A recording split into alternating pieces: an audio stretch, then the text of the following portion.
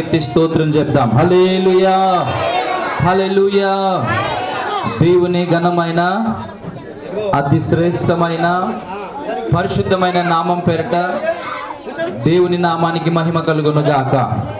ఇట్టి అవకాశం ఇచ్చినటువంటి యేసయ్య అనేది ప్రార్థన మందిరం వ్యవస్థాపకులు దైవజనులు నిరీక్షణ పాలయ్య గారికి, అమ్మగారికి, అలాగే చిన్నయ్య గారు, పాస్టర్ జాన్ పాల్ గారు, ప్రస్తుత సంఘ కాపరి వారికి, పాస్టర్ గారికి, పాస్టర్ గారికి, కుటుంబానికి యేసు ప్రభు నామంలో వందనాలు చెల్లిస్తున్నాను. అలాగే ఈ దినం ప్రత్యేకంగా ఈ కూడికను ఏర్పాటు చేసుకున్న సహోదరుడు బాబీ, అలాగే సహోదరి కుమారి, వారి రెండవ కుమారుడు అశ్విన్ కుమార్ యొక్క మొదటి జన్మదిన సందర్భంగా మనందరం చేరి వచ్చి ఉన్నాం. వారికి, వారి కుటుంబానికి వందనాలు దేవుడు దీవించును గాక. హల్లెలూయా.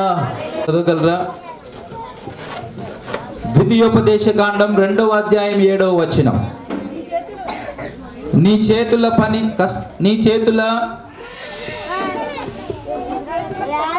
నీ దేవుడైన యెహోవా నిన్ను ఆశీర్వదించును.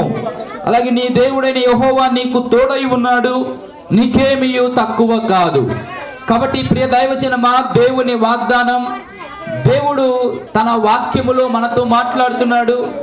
ప్రతి కుటుంబం, అలాగే విశేషంగా ఈరోజు ప్రత్యేకంగా ఇక్కడ స్టేజ్ మీద సింహాసనం మీద కూర్చున్నటువంటి కుటుంబం, గృహంలో ఏర్పాటు చేసుకున్న కుటుంబం, అలాగే చేరువచ్చిన మనందరి కుటుంబాలు, మనందరం కూడా ఏదో ఒక చేతి పనిని కలిగి ఉన్నాం. కుటుంబాన్ని పోషించుకోవడానికి మనం పని చేస్తూ ఉన్నాం. కుటుంబానికి కావలసినటువంటి ఆ అవసరతలన్నీ తీర్చడానికి కుటుంబ యజమానుడు పని చేస్తూ ఉన్నాడు, కుటుంబ యజమానుడు పని చేస్తూ ఉంది. భార్య భర్తలు పని చేస్తూ ఉన్నారు, భర్త పని చేస్తున్నాడు, కొన్నిసార్లు భార్య కూడా ఇంటి వద్ద పని చేస్తుంది. కాబట్టి ఈ పని చేసే పనిలో ఈ చేతి పనిని దేవుడు ఆశీర్వదించాలి. దేన్ని ఆశీర్వదించాలి? దేవుడు మన చేతి పనిని ఆశీర్వదించాలి. అలాగే ఇక్కడ కూర్చున్నటువంటి సహోదరుడు చేసే బాబీ, ఆయన చేసే పనిని దేవుడు ఆశీర్వదించాలి. అలాగే సహోదరి కుమారి చేసే పనిని దేవుడు ఆశీర్వదించాలి. ఇక్కడ చేరి వచ్చిన మనందరం, మనం చేస్తున్న ప్రతి పని, మనం ఏ పని అయితే చేతి పనిగా ఉంచుకున్నామో అది ఏ పనైనా కావచ్చు. ఆ పని గవర్నమెంట్ ఉద్యోగం కావచ్చు, లేదా ప్రైవేట్ ఉద్యోగం కావచ్చు, లేదా చిన్న చిన్న పనులు కావచ్చు, చేపలు పట్టే పని కావచ్చు, లేకపోతే డ్రైవింగ్ కావచ్చు, లేదా ఫోటోస్ తీసే ఆ వృత్తి కావచ్చు, పెయింటింగ్ పని చేయవచ్చు, డ్రైవింగ్ చేయవచ్చు. రకరకాలుగా మనం చేసే చేతి పనిని దేవుడు ఆశీర్వదించాలి. హల్లెలూయా. రెండవది, దేవుడు మనకేమై ఉండాలి? తోడై ఉండాలి. దేవుడు మనకేమై ఉండాలి? తోడై ఉండాలి. ప్రియ సహోదరుడు బాబీకి, వారి కుటుంబానికి దేవుడు తోడై ఉండును గాక. హల్లెలూయా. ఈ 3 ఆశీర్వాదాలు తాను కుమ్మరించాలని కోరుకునేవారు 2 చేతులు పైకెత్తి స్తోత్రం చెప్దాం బిగ్గరగా. హల్లెలూయా హల్లెలూయా. ఈరోజు ప్రత్యేకంగా కూడికను ఏర్పాటు చేసుకున్న కుటుంబానికే కాదు, ఇక్కడ చేరి వచ్చిన మనందరికీ, ఈ మైక్ ద్వారా ఇరుగు పొరుగు వారికి, ఈ స్ట్రీట్ లో ఉన్నటువంటి వారికి, అందరికీ ఏ భేదము లేకుండా దేవుడైనటువంటి ఆయన అందరిని ప్రేమించి అందరి చేతి పనిని ఆశీర్వదిస్తాడు, అందరికీ తోడై ఉంటాడు, అందరికీ ఆయన ఏది తక్కువ కాకుండా చేస్తాడు. అయితే మనం 3 పనులు చేయాలి. సహోదరుడు బాబీ, అలాగే సహోదరి కుమారి, వారి కుటుంబ సభ్యులు, చేరువచ్చిన మీరు, నేను, మనందరము 3 పనులు చేయాలి. 3 ఆశీర్వాదాలు దేవుడు మన మీద కుమ్మరించాలి. 1, చేతి పనిని ఆశీర్వదించాలి. 2, దేవుడు తోడై ఉండాలి. 3, మనకి ఏది తక్కువ కాకుండా ఆయన చేయాలి. ఈ 3 ఆశీర్వాదాలు మనకు రావాలంటే మనం 3 పనులు చేయాలి. 1, మనం చేయవలసిన పని ఏంటి అంటే చదువుకుందాం. అదే ద్వితీయోపదేశ కాండం 6వ అధ్యాయం 5వ వచనం. దేవుడు మనల్ని 3 విధాలుగా ఆశీర్వదించాలంటే నీ పూర్ణ హృదయముతోను దేవునికి మనం 3 ఇవ్వాలి. 1, నీ పూర్ణ హృదయముతోను, పూర్ణ హృదయముతోను, నీ పూర్ణాత్మతోను, నీ పూర్ణ శక్తితోను నీ దేవుడైన యెహోవాను ప్రేమింపవలెను. దేవుడైన యెహోవాను ప్రేమించవలెను. హల్లెలూయా. మొదటిది దేవునికి మనం ఇవ్వాల్సింది ఏంటిది? హృదయము. ఏమి ఇవ్వాలి దేవునికి? హృదయాన్ని దేవునికి ఇవ్వాలి. దేవుడు మన చేతి పనిని ఆస్వాదించాలి, మనకు తోడుగా ఉండాలి. మనకి ఏది తక్కువ కాకుండా చెయ్యాలంటే మనందరము మొదటిది దేవునికి ఇవ్వవలసింది ఏంటిది? చెప్పాలి. దేవునికి ఇవ్వాల్సింది ఏంటిది? భూమి మీదకి దిగి వచ్చాడు. ఆది కాలంలో పాత నిబంధన గ్రంథములో నిర్గమ కాండములో దేవుడు తన ప్రజలను ఏర్పాటు చేసుకున్నాడు. అబ్రహామును పిలిచి, ఏ అబ్రహామా, నిన్ను పంపించే దేశానికి వెళ్తే నిన్ను ఆశీర్వదిస్తాను, నిన్ను ఇసుక రేణువులంతా విస్తారంగా నిన్ను ఆశీర్వదిస్తానని అబ్రహామును దేవుడు ఎన్నుకున్నాడు. అబ్రహామును ఎన్నుకొని అబ్రహాముకు ఇస్సాకునిచ్చాడు. ఇస్సాకు కుమారుడు యాకోబు. యాకోబును దేవుడు పేరు మార్చి, నీవు ఇక యాకోబు కాదు, నేటి నుండి ఇశ్రాయేలు అని యాకోబుకు పేరు మార్చి, ఇశ్రాయేలును నా జనాంగం, you are my people, I am your lord, నేను మీ దేవుడను, మీరు నా ప్రజలు అని దేవుడు వారిని ఎన్నుకున్నాడు.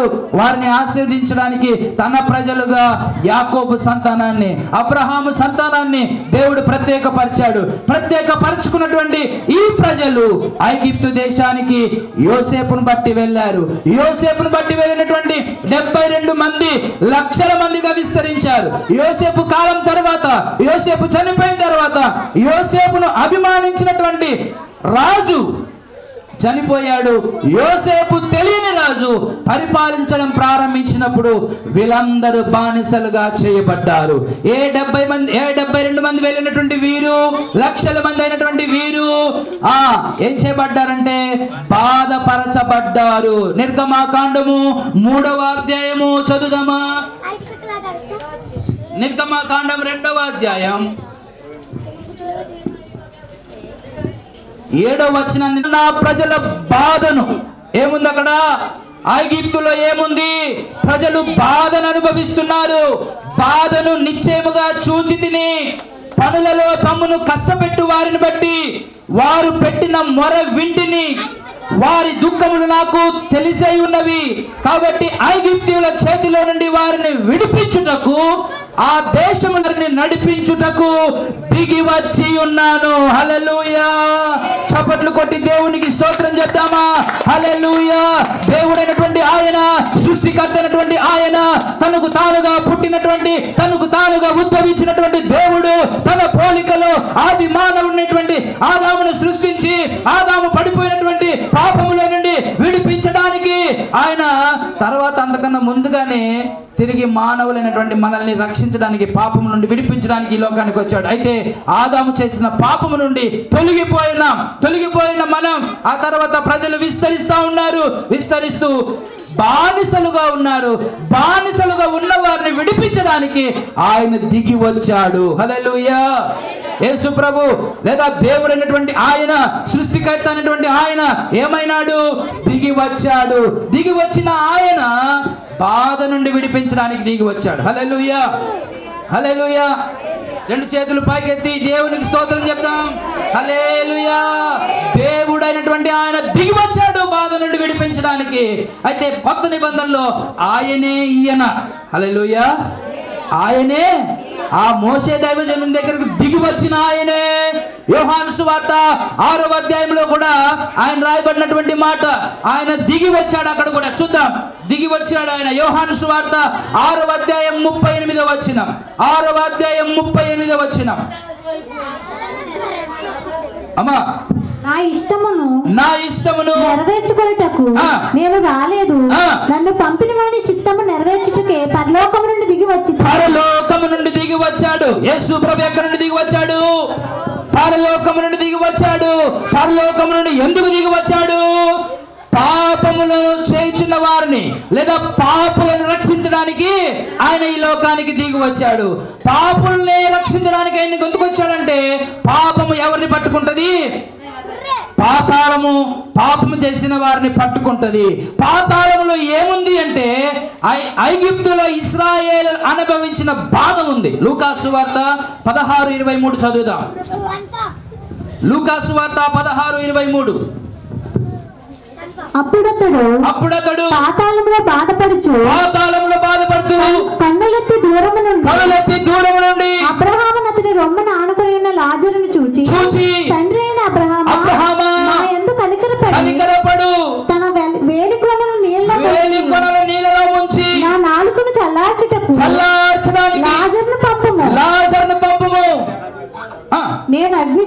యాతన పడుచున్నానని అగ్ని జ్వాలలలో యాతన పడుచున్నానని కేకలు వేసి చెప్పాను.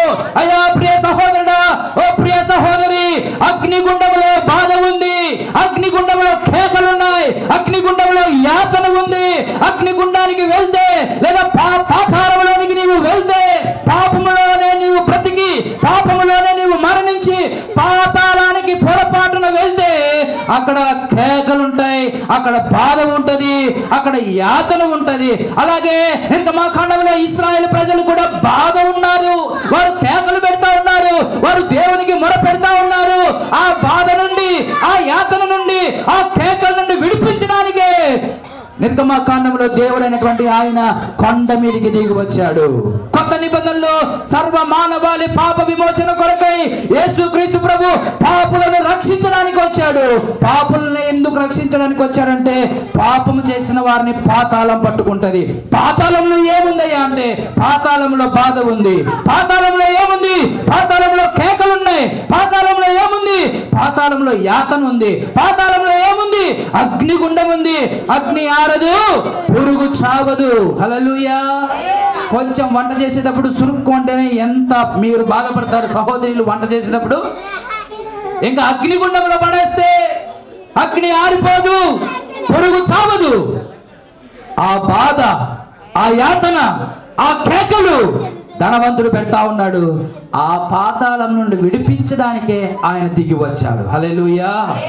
కొత్త నిబంధనలో దిగి వచ్చిన ఈ యేసు ప్రభువే పాత నిబంధనలో ఆయన సృష్టికర్త. అందుకే యోహాను సువార్తలో యేసు లేకుండా ఏమీ కలగలేదు, ఆయన ఆది యందు ఉన్నాడని ఆ వచనాలు నేను చదివినట్టుగా ఇంటికి వెళ్ళి చదవండి.